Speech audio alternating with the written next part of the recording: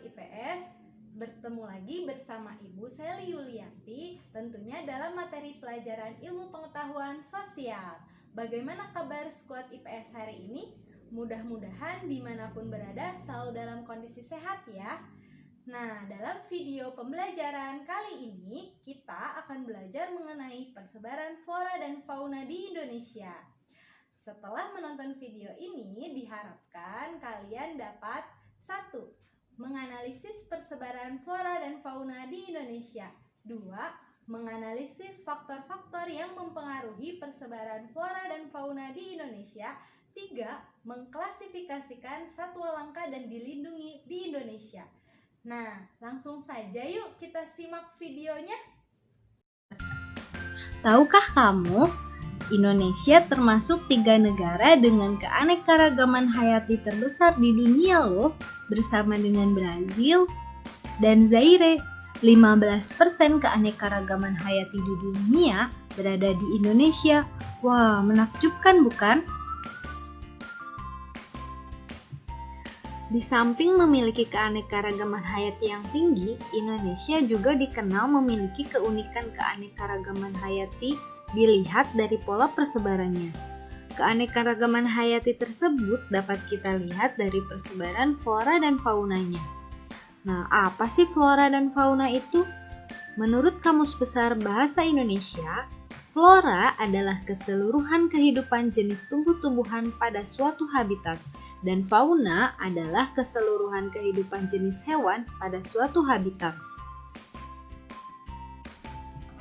Persebaran flora dan fauna di Indonesia dipengaruhi oleh beberapa faktor. Faktor-faktor tersebut diantara lain adalah 1. Iklim. Iklim merupakan kondisi rata-rata udara dalam waktu yang lama meliputi daerah yang luas. Yang kedua adalah fisiografi. Fisiografi merupakan tinggi rendahnya permukaan bumi. Yang ketiga adalah edafik atau keadaan tanah. Dan yang terakhir adalah aktivitas manusia yang dapat mengubah bentang alam. Nah, mari kita bahas satu persatu. Faktor yang pertama adalah iklim. Terdapat unsur-unsur iklim yang dapat mempengaruhi langsung persebaran flora dan fauna di dunia. Unsur yang pertama adalah suhu udara. Suhu udara adalah ukuran panas dinginnya permukaan bumi dan atmosfer bumi. Suhu udara mempengaruhi langsung terhadap kehidupan tumbuhan dan hewan. Setiap spesies memiliki syarat suhu lingkungan yang ideal yang berbeda antara satu dengan yang lainnya. Sebagai contoh adalah penguin. Penguin hanya dapat bertahan hidup di wilayah yang dingin. Unsur yang kedua adalah kelembapan udara. Kelembapan udara adalah jumlah uap air yang terkandung di dalam udara. Tingkat kelembapan udara berpengaruh langsung terhadap pola persebaran tumbuhan di muka bumi. Beberapa jenis tumbuhan sangat cocok hidup di wilayah kering. Sebaliknya, terdapat jenis tumbuhan yang hanya bertahan hidup di atas lahan dengan kadar air yang tinggi. Faktor yang ketiga adalah cahaya matahari. Cahaya matahari tentunya sangat dibutuhkan oleh setiap makhluk hidup sebagai sumber energi. Bagi tanaman, cahaya matahari sangat dibutuhkan dalam proses fotosintesis. Unsur yang keempat adalah angin. Angin adalah udara yang bergerak dari daerah bertekanan tinggi ke daerah bertekanan rendah. Angin dapat membantu dalam proses penyerbukan tanaman. Unsur yang kelima adalah curah hujan. Curah hujan adalah banyaknya hujan yang tercurah di suatu daerah dalam jangka waktu tertentu. Bagi makhluk hidup, air merupakan kebutuhan utama karena air merupakan sumber kehidupan. Persebaran berbagai makhluk hidup ini biasanya tergantung intensitas curah hujan. Akibat perbedaan curah hujan pada tiap-tiap wilayah di permukaan bumi menyebabkan perbedaan jenis hewan dan variasi karakteristik vegetasi yang mendiami wilayah tersebut. Begitu pentingnya air bagi kehidupan mengakibatkan pola penyebaran dan kerapatan makhluk hidup antar wilayah pada umumnya bergantung dari tinggi rendahnya curah hujan. Wilayah yang memiliki curah hujan tinggi pada umumnya merupakan kawasan yang dihuni oleh aneka spesies dengan jumlah dan jenis jauh lebih banyak dibanding permukaan bumi lainnya. Oleh sebab itu, iklim sangat mempengaruhi pola persebaran flora dan fauna di dunia maupun di Indonesia. Setiap zona iklim memiliki komunitas tumbuhan dan hewannya tersendiri. Faktor yang kedua adalah fisiografi. Fisiografi merupakan faktor lingkungan yang dapat mempengaruhi distribusi flora dan fauna di dunia. Fisiografi ini berkaitan dengan topografi atau bentuk permukaan tanah yang terdiri dari ketinggian, kemiringan, tingkat erosi, dan lain sebagainya. Tiap tingkat fisiografi yang berbeda memiliki tingkat kondisi curah hujan, suhu, kelembaban, dan sinar matahari yang berbeda-beda pula. Contohnya, setiap naik ketinggian 100 meter, suhu akan turun 0,6 derajat Celcius. Faktor yang selanjutnya adalah edafik atau keadaan tanah. Tanah merupakan media tumbuh dan berkembangnya tanaman. Tingkat kesuburan tanah akan mempengaruhi persebaran tumbuhan. Semakin subur tanah, semakin banyak jumlah dan keanekaragaman jenis tumbuhannya. Tidak heran bahwa tanah ini termasuk ke dalam faktor yang mempengaruhi persebaran flora dan fauna di dunia. Faktor yang terakhir adalah aktivitas manusia.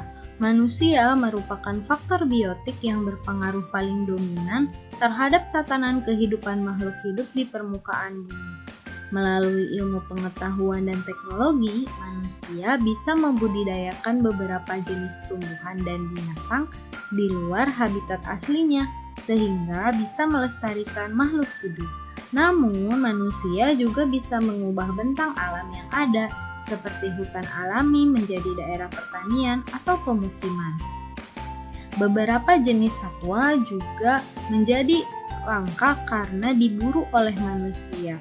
Hutan dibakar sehingga menyebabkan populasi hewan dan tumbuhan di dunia berkurang.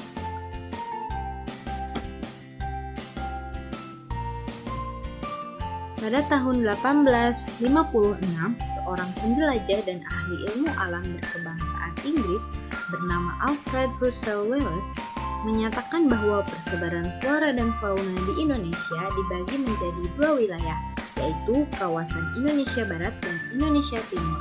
Namun, batas kedua kawasan tersebut masih kabur. Sampai akhirnya Wallace mendapati hewan di Pulau Lombok memiliki perbedaan dengan hewan di Pulau Bali, meskipun secara geografis kedua pulau tersebut berdekatan. Di tahun 1863, Wallace secara tegas menuliskan batas tegas antara Indonesia bagian barat dan Indonesia bagian timur. Dimulai dari Selat Lombok, berlanjut ke Selat Makassar, kemudian berbelok ke arah timur sebelah Filipina. Batas inilah yang kemudian dikenal sebagai garis Wallace. Serupa dengan Wallace, seorang zoologi asal Jerman bernama Max Wilhelm Carl Weber pun mendapati perbedaan-perbedaan jenis fauna dan flora di Indonesia. Weber mendapati bahwa hewan yang berada di Pulau Sulawesi berbeda dengan hewan yang berada di Pulau Maluku dan Papua. Weber pun membuat garis hayal yang dinamakan garis Weber. Dengan adanya garis Wallace dan garis Weber, maka persebaran flora dan fauna di Indonesia dibagi menjadi 3 kawasan, yaitu Indonesia bagian barat yang disebut juga sebagai kawasan Asiatis, Indonesia bagian timur yang disebut juga sebagai Australis, dan di Indonesia bagian tengah yang disebut juga kawasan peralihan.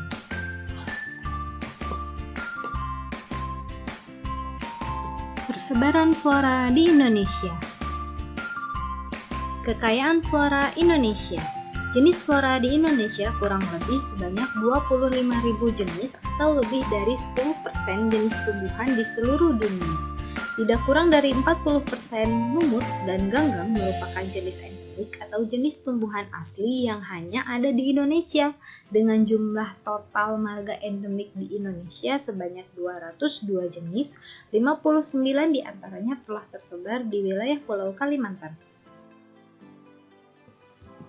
Yang pertama adalah flora daratan Sahul.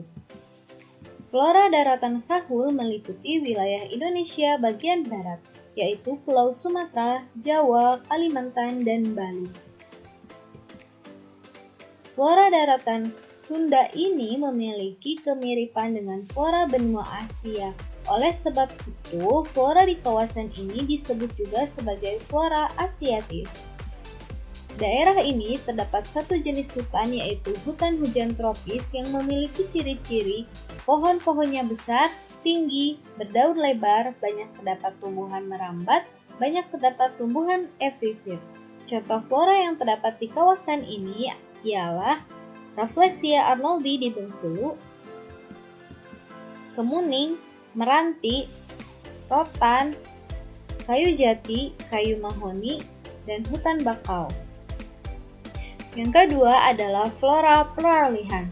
Flora ini berada di kawasan Indonesia bagian tengah yang meliputi wilayah Sulawesi, Maluku, dan Nusa Tenggara.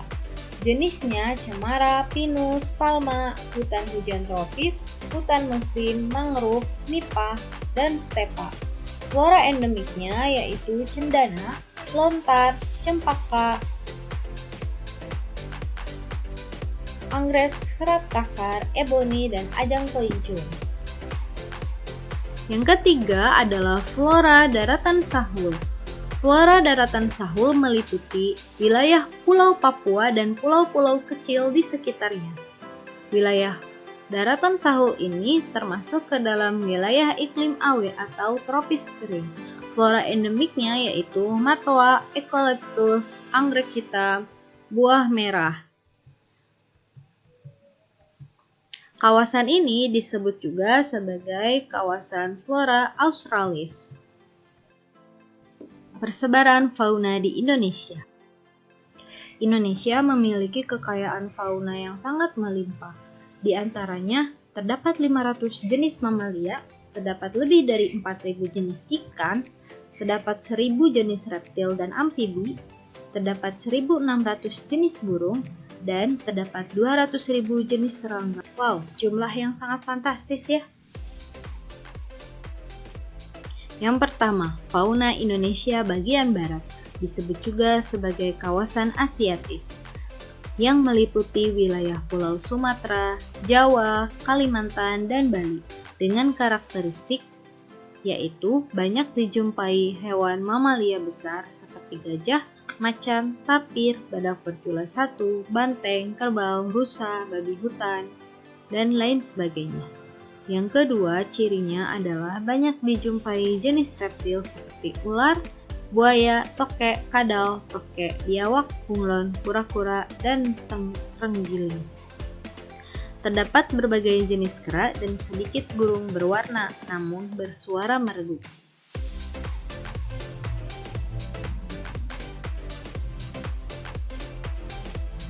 Yang kedua adalah Indonesia bagian timur atau disebut juga sebagai fauna wilayah australis. Meliputi wilayah Papua dan Maluku dengan ciri-ciri yaitu mamalia berukuran kecil, banyak hewan berkantung, tidak terdapat spesies kera, jenis-jenis burung memiliki warna yang beragam. Contoh fauna wilayah Indonesia bagian timur ini adalah walabi, landak irian, cendrawasih, burung murai. Fauna peralihan meliputi wilayah Indonesia Tengah yaitu Pulau Sulawesi dan Nusa Tenggara. Hewannya merupakan hewan-hewan endemik yang hanya terdapat di Indonesia. Sebagian hewan mirip dengan tipe australis dan sebagian lagi mirip dengan tipe asiatis. Di wilayah peralihan ini terdapat hewan langka, hewan purba, dan terdapat berbagai jenis reptil. Contoh hewan wilayah peralihan yaitu adalah babi rusa, tarsius, kuda sumba, anoa, komodo, dan burung maleo. Pemanfaatan flora dan fauna Indonesia sebagai sumber daya alam. Flora dan fauna memberikan banyak manfaat bagi kehidupan. Di antara manfaatnya yaitu 1. Menjaga keseimbangan ekologis. Tanpa flora dan fauna, manusia tidak bisa hidup karena oksigen yang dibutuhkan manusia untuk pernapasan dihasilkan dan dilepaskan ke udara oleh flora. Sebaliknya, karbon dioksida yang dihasilkan oleh fauna dan manusia dibutuhkan flora untuk proses fotosintesis. Dan di samping itu, manusia membutuhkan flora dan fauna sebagai sumber makanan, obat-obatan, dan air. Jadi, flora, fauna, dan manusia saling berhubungan satu sama lain. Yang kedua, memberikan nilai estetika. Nilai estetis merupakan nilai yang dimiliki oleh suatu objek untuk memberikan kesenangan atau ketidaksenangan jika dihargai atau dialami secara estetis. Nilai estetis terutama diberikan oleh sebaran flora dan fauna. Hal itu terlihat dari banyaknya manusia yang mengunjungi keindahan alam seperti taman nasional, cagar alam, suaka marga satwa, dan kebun binatang. Yang ketiga, dapat memberikan nilai ekonomi. Flora dan fauna dapat mengembangkan ekonomi lokal. Flora dan fauna memberikan kontribusi bagi negara melalui pariwisata. Misalnya, pariwisata menyumbangkan 10% PDB pada tahun 2015 dengan nominal tertinggi di Asia. Contoh, liburan estetis di Indonesia adalah Pulau Komodo di NTT, Kepulauan Raja Ampat di Papua, Danau Toba di Sumatera Utara. Lokasi-lokasi tersebut menarik wisatawan lokal maupun mancanegara karena keanekaragaman hayati dan keunikan flora dan faunanya.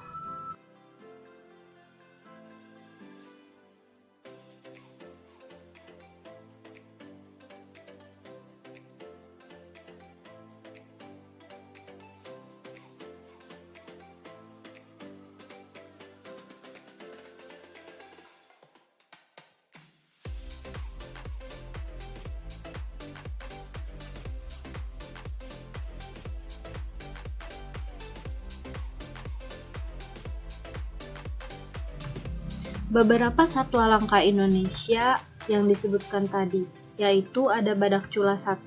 Keberadaannya kini hanya berjumlah 74 ekor yang terdapat di Taman Nasional Ujung Kulon. Yang kedua ada anoa. Anoa jumlahnya terus berkurang dari tahun ke tahun. Data terbaru mengatakan bahwa anoa hanya tinggal berjumlah 10 ekor pada tahun 2018. Elang Jawa. Elang Jawa yang menjadi representatif dari lambang burung Garuda Indonesia ternyata jumlahnya terus berkurang dari tahun ke tahun. Ini diperkirakan jumlahnya hanya sekitar 300-500 ekor saja. Apa saja upaya yang dapat dilakukan untuk melestarikan kekayaan flora dan fauna? Terdapat beberapa usaha yang dapat dilakukan. Yang pertama adalah membangun tempat perlindungan seperti suaka marga satwa, cagar alam, dan taman nasional. Yang kedua, membangun tempat rehabilitasi seperti tempat rehabilitasi orangutan di Tanjung Puting, Kalimantan. Yang ketiga, menerapkan program pembangunan berkelanjutan di mana dilakukan pembuatan undang-undang untuk mengatur pembangunan yang memperhatikan aspek lingkungan dan ramah lingkungan seperti tebang pilih dan reboisasi. Yang keempat adalah menetapkan status flora dan fauna. Flora dan fauna yang hampir punah perlu dilindungi dan ditetapkan sebagai hewan yang dilindungi seperti komodo agar pelindungannya memiliki payung hukum. Yang kelima, usaha pelestarian hutan dengan melakukan tebang pilih, reboisasi, dan terasering. Yang keenam, usaha pelestarian biota perairan seperti tidak menggunakan bom, pukat harimau untuk menangkap ikan. Yang ketujuh, melakukan budidaya. Hewan langka perlu dilakukan pembudidayaan seperti pembudidayaan penyu. Yang kedelapan adalah melakukan penyuluhan dan pendidikan. Penyuluhan sejak dini kepada generasi penerus Dalam pemahaman flora dan fauna sangat penting bagi kehidupan kita di masa yang akan datang. Keberagaman flora dan fauna di Indonesia adalah anugerah dari Tuhan Yang Maha Esa, yang patut kita syukuri. Selanjutnya tinggal bagaimana kita mengambil manfaatnya secara bijak dan menjaga kelestariannya, agar di masa depan nantinya, cerita ini tidak hanya jadi dongeng belaka. Terima kasih sudah menyaksikan media pembelajaran ini. Sampai jumpa pada media pelajaran selanjutnya.